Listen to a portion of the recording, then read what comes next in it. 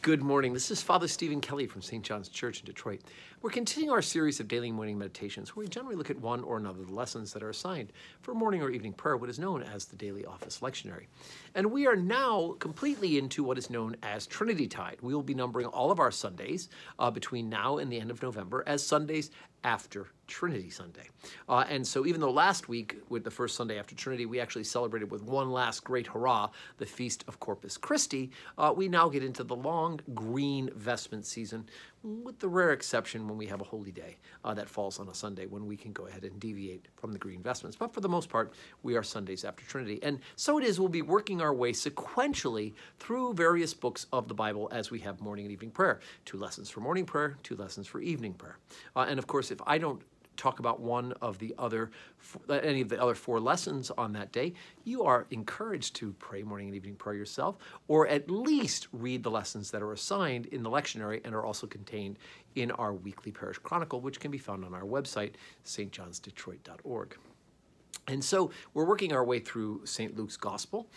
This is the 2nd chapter we're on right now. We're working our way through the book of Numbers, which is right now we're in the story of Moses leading the people of Israel out of slavery and heading towards the Promised Land. We are also working our way through the Acts of the Apostles, and we're hearing about the early history of the church once Jesus has ascended into heaven and God the Holy Spirit has empowered the church. But I want to talk today about the reading that is assigned from the book of the prophet Ezra. Now, the book of the prophet Ezra is written in a time period when the people of Israel have actually gone off and have been unfaithful to God. As time has gone on, many generations after Solomon, they were unfaithful in keeping the covenant. The kings of Israel, the kings of Judah and Jerusalem, Judah and Israel have become separated, 10 tribes and two tribes, and they've done wicked in the eyes of God. If you read the book of Kings and the book of Solomon, you kind of get some background of what's going on with all of that.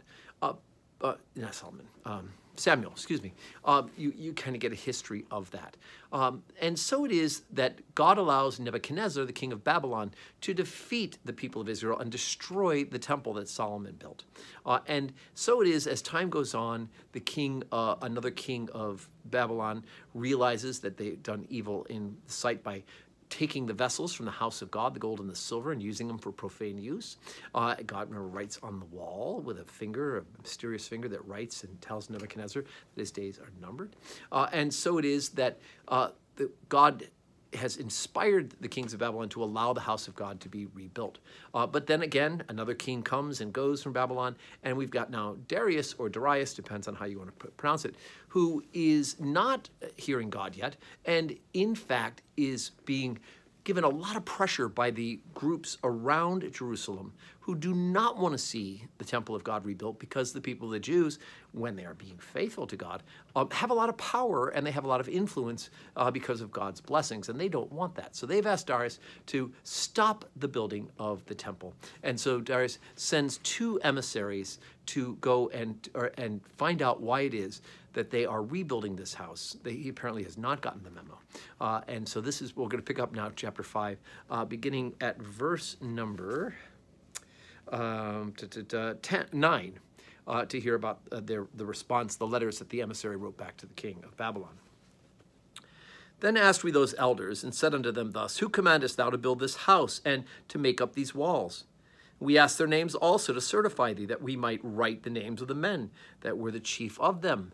And thus they returned to us an answer, saying, We are the servants of the God of heaven and earth, and build the house that was builded here many years ago, which a great king of Israel builded and set up. And after that our fathers had provoked the God of heaven unto wrath, and he gave them into the hand of Nebuchadnezzar the king of Babylon, the Chaldean, who destroyed this house and carried the people away into Babylon.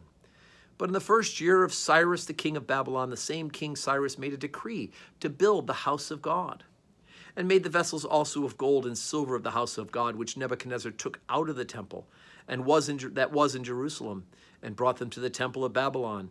Those did Cyrus the king take out of the temple of Babylon, and they were delivered unto one, whose name was Sheshbazzar, whom he had made governor, and said unto them, Take these vessels, go, carry them into the temple that is in Jerusalem, and let the house of God be builded in this place.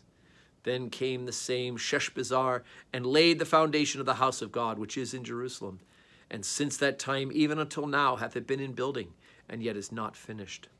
Now, therefore, if it seem good to the king, let there be a search made of the king's treasure house, which is there at Babylon, whether it be that a decree was made of Cyrus the king to build this house of God at Jerusalem, and to let the king send his pleasure to us concerning this matter. So obviously they have to search the records because Darius has not gotten the memo, right? He can't just Google up the documents and find it on Google Docs, can he?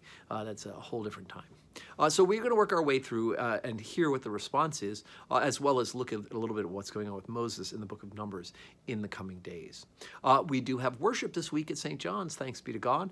We have Holy Communion on Monday, Tuesday, Wednesday at 12:15 and Thursday at 9 a.m.